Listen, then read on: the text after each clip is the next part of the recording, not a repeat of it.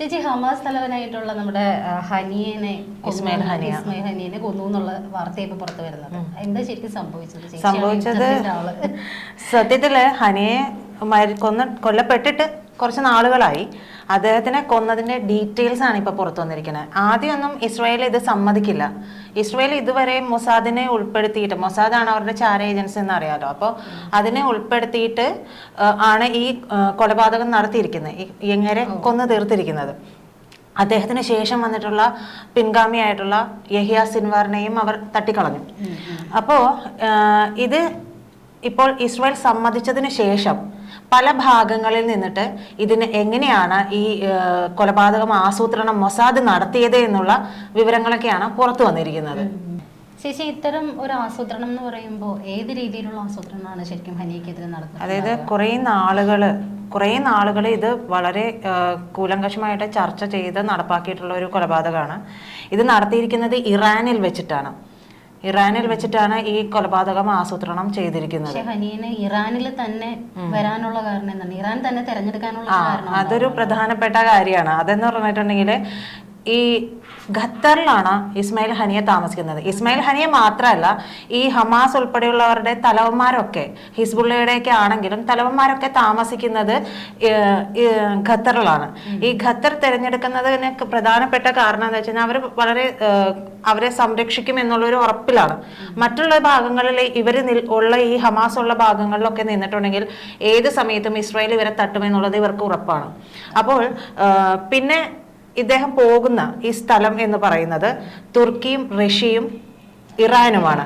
ഇതിൽ തുർക്കി എന്ന് പറയുന്നതിനെയും തുർക്കിയെയും അതായത് എർദോഗനെയും പുടിനെയും ഇസ്രായേൽ പിണക്കാൻ സാധിക്കില്ല. കാരണം പുടിൻ ഒന്ന് ഹാലിളകി കഴിഞ്ഞിട്ടുണ്ടെങ്കിൽ മൊത്തത്തിൽ യൂറോപ്പിനെ മൊത്തത്തിൽ ബാധിക്കുന്ന തരത്തിലേക്ക് ഒരു യുദ്ധം തന്നെ ഉണ്ടാവുകയും ഒക്കെ ചെയ്യും. അതുപോലെ തന്നെയാണ് തുർക്കിയെ ഇവർ പിണക്കിയാൽ ഉണ്ടാവുന്ന ഒരു അനന്തരഫലം. ഇവർ രണ്ടുപേരും ഇസ്രായേലിനൊപ്പം കട്ടയ്ക്ക് നിൽക്കുന്ന രാജ്യങ്ങളാണ്, അതായത് ആയുധ വിഭവ ശേഷിയിൽ ഉൾപ്പെടെ. അപ്പോൾ തിരിച്ചടി എന്ന് പറയുന്നത് വളരെ ഭീകരമായിരിക്കും. അതുകൊണ്ടാണ് ഇങ്ങനെ കാത്തിരുന്നിട്ട് ഇറാനിൽ വെച്ചിട്ട്, അതായത് മെസൂദ് പെസഷ്കിയാൻ അവരുടെ പ്രസിഡന്റ് ആയി തിരഞ്ഞെടുക്കപ്പെട്ട സമയമുണ്ടല്ലോ, അപ്പോൾ ആദ്യം റെയ്സിയുടെ ശവസംസ്കാര ചടങ്ങിനിടെ ഇത് നടത്താമെന്നാണ് ഇസ്രായേൽ വിചാരിച്ചിരുന്നത്. മൊസാദ് പദ്ധതി ഇട്ടിരുന്നത് അങ്ങനെയാണ്. പക്ഷേ അത് മാറ്റിവെച്ചത് എന്താണെന്ന് വെച്ചിട്ടുണ്ടെങ്കിൽ ആ ഒരു സംസ്കാര ചടങ്ങ് നടക്കുന്ന സമയത്താവുമ്പോൾ അറിയാലോ, ക്രൗഡ് ഉണ്ടാവും, അവരുടെ ഒരു നേതാവാണ് കൊല്ലപ്പെട്ടിരിക്കുന്നത്. അപ്പോൾ അതുകൊണ്ട് തന്നെ വളരെയധികം ആൾക്കൂട്ടം അവിടെ ഉണ്ടാകും. അപ്പോൾ ഇവരുടെ ലക്ഷ്യം എന്ന് പറയുന്നത് ജനങ്ങളെ ദ്രോഹിക്കുകയല്ല, ഈ ഭീകരരെ കൊല്ലുകയാണ് എന്നുള്ളത് കൊണ്ട് തന്നെ ആ സമയം മാറ്റിവെച്ചു. പിന്നെ വരുന്ന ഒരു പ്രധാനപ്പെട്ട സമയം എന്ന് പറയുന്നത് 2 മാസത്തിന് ശേഷം മെസൂദ് പെസഷ്കിയാന്റെ സ്ഥാനാരോഹണ ചടങ്ങാണ്. അപ്പോഴും സ്ഥാനാരോഹണ ചടങ്ങ് എന്ന് പറയുമ്പോഴും അവിടെ വെച്ചിട്ടല്ല, സ്ഥാനാരോഹണം നടത്തുന്ന സമയത്താണെങ്കിലും ക്രൗഡ് ഉണ്ടാവും. അതിൽ നിന്നൊക്കെ കൃത്യമായിട്ട് ഈ സുഡാപ്പികൾ പറയുന്ന പോലെയല്ല, മനുഷ്യരെ കൊന്നൊടുക്കുക എന്നുള്ളതല്ല അവരുടെ നിലനിർത്തിക്കൊണ്ട് തന്നെയാണ്, ഭീകരരെ മാത്രം ലക്ഷ്യമിട്ടാണെന്നുള്ളത് വ്യക്തമാണല്ലോ. അപ്പോ ഇതിൽ ഇറാനിൽ എത്തിയിട്ടുണ്ടെങ്കിൽ ഇദ്ദേഹം താമസിക്കുന്നത് ടെഹ്റാനിൽ ഇവരുടെ ആർമിയുടെ ഒരു വിങ് ഉള്ള സ്ഥലത്താണെന്നാണ് ഞാൻ മനസ്സിലാക്കുന്നത്. അപ്പോൾ അതില് ഒരു റൂമിൽ, ആ ഒരു റൂം മാത്രമേ ഇസ്മായിൽ ഹനിയ തിരഞ്ഞെടുക്കാറുള്ളൂ പ്രത്യേകമായിട്ടും. അതായത് ആ റൂമിൽ നിന്ന് വേറൊരു റൂം ഒരിക്കലും അദ്ദേഹം എപ്പോ വന്നാലും തിരഞ്ഞെടുക്കാറേ ഇല്ല. അപ്പോൾ ഇതെല്ലാം മുൻകൂട്ടി കണ്ട്, അപ്പോൾ വേറൊരു ചോദ്യം കൂടി വരും, ഈ റൂമിൽ എങ്ങനെ ഈ പദ്ധതി ആവിഷ്കരിച്ചു എന്നുള്ളത് അല്ലേ? ഐശ്വര്യ ഇപ്പൊ ചിന്തിച്ചത് അതല്ലേ? അപ്പോ അതെങ്ങനെയാന്ന് വെച്ചിട്ടുണ്ടെങ്കിൽ മൊസാദിന് എല്ലായിടത്തും ഏജൻസ് ഉണ്ട്. നമ്മളൊക്കെ ചിന്തിക്കുന്നതിനപ്പുറമുള്ള ഏജൻസ് എല്ലാ രാജ്യങ്ങളിലും, ഇവരുടെ ശത്രു രാജ്യങ്ങളിലുണ്ട്. അതായത് ഈ മൊസാദിന്റെ ഏജന്റ് ആണ് എന്നൊന്ന് അറിഞ്ഞിട്ടുണ്ടെങ്കിൽ ആ നിമിഷം രാജ്യദ്രോഹ കുറ്റമാണ്, അവരപ്പം തന്നെ നിന്ന നിപ്പിൽ അവരെ തട്ടിക്കളയുമെന്ന് ഉറപ്പാണല്ലോ. പക്ഷെ അവിടെ ഇറാന്റെ സേനയിൽ ഇവർക്ക് ഏജൻസ് ഉണ്ടായിരുന്നു. ഈ ഏജൻസ് ആണ് ഈ വിവരം മൊസാദ് ഏജന്റുമാർക്ക് ചോർത്തി കൊടുക്കുന്നത്.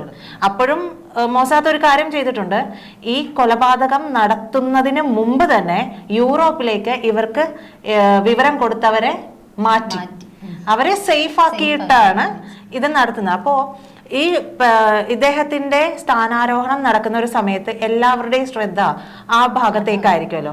ഈ സമയം കണക്കാക്കിയിട്ടാണ് കുറച്ച് മൊസാദിന്റെ ഏജൻസ്, നമ്മൾ മനസ്സിലാക്കുന്നതാണ് അനുസരിച്ച്, മരത്തില് പച്ച കളർ പെയിന്റ് ഒക്കെ അടിച്ചിട്ട് ഇലകൾക്കിടയിൽ ഇരിക്കുമ്പോൾ തിരിച്ചറിയാതിരിക്കാൻ പച്ച കളർ പെയിന്റ്സ് ഒക്കെ അടിച്ച് അതിന്റെ ഉള്ളിൽ കയറി ഇരുന്ന് ഇറാന്റെ ഏജൻസിനെ കൊണ്ടാണെന്ന് തോന്നുന്നു. മനസ്സിലാകുന്ന വിവരം അനുസരിച്ചിട്ട് അദ്ദേഹത്തിന്റെ ബെഡിനടിയിൽ ഈ സ്ഫോടക വസ്തുക്കൾ കൊണ്ടുവന്ന് വയ്ക്കുകയാണ് ഉണ്ടായത്.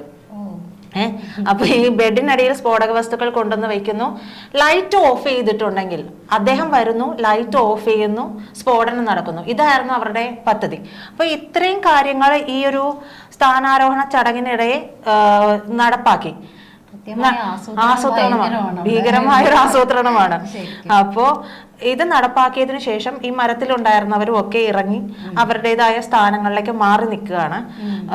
പിന്നീട് ഹനിയ വരികയാണ്. ഹനിയ വരുന്നു. ഹനിയ വരുന്നതിന്റെ സമയത്ത് വേറൊരു സംഭവം, ഒരു അട്ടിമറി ശ്രമം പോലെ അവിടെ നടക്കുന്നുണ്ട്. സത്യത്തിൽ മൊസാദ് ഏജന്റ്മാര് വിറച്ചു പോയൊരു സമയം ആ സമയത്ത് ഉണ്ടാകുന്നുണ്ട്. അതായത് ഇദ്ദേഹത്തിന്റെ മുറിയിലെ AC അങ്ങ് ഓഫായി പോയി. AC ഓഫാക്കുമ്പോൾ ഇൻ കേസ് എന്തെങ്കിലും ഒരു സംഭവം വന്ന് അദ്ദേഹം മുറി മാറുകയോ അതല്ല മറ്റാരെങ്കിലും ഈ AC നന്നാക്കുന്നതിന്റെ ഇടയിൽ ഭാഗമായിട്ട് ലൈറ്റ് ഓഫ് ചെയ്താൽ പദ്ധതി മൊത്തം പാളും. എന്തായാലും ഇവര് പറയുന്നതിന് മുമ്പേ എല്ലാവർക്കും അറിയാം ഇങ്ങനെ ഒരു സ്ഫോടനം നടത്തുന്നുണ്ടെങ്കിൽ അത് മൊസാദ് ആയിരിക്കും എന്നുള്ളത്. അപ്പൊ പദ്ധതിയും നടക്കില്ല, പിന്നെയും കാലങ്ങൾ ഇതിനു വേണ്ടി കാത്തിരിക്കേണ്ടി വരും. എന്തായാലും അവിടെ AC പെട്ടെന്ന് തന്നെ ശരിയാക്കുകയും ചെയ്യുന്നുണ്ട്. പിന്നെ എന്താന്ന് വെച്ചിട്ടുണ്ടെങ്കിൽ ലൈറ്റ് ഓഫ് ചെയ്യുന്നില്ല. ഒരു 1:45 കൂടിയാണെന്ന് തോന്നുന്നു അദ്ദേഹം AC ശരിയായതിനു ശേഷം വന്ന് റൂമിൽ കയറുകയാണ്. റൂമിൽ കയറി സാധാരണ എല്ലാവരും ചെയ്യുന്നത് പോലെ തന്നെ ആയിരിക്കാം. അദ്ദേഹം ലൈറ്റ് ഓഫ് ചെയ്യുന്നു, സ്ഫോടനം നടക്കുന്നു. പിന്നീട് ഇദ്ദേഹത്തിന്റെ ഒരു അദ്ദേഹത്തിന്റെ സഹായിയായിട്ടുള്ള ഒരു പേരുണ്ട്, ഖീൽ അൽ ഖയ്യ.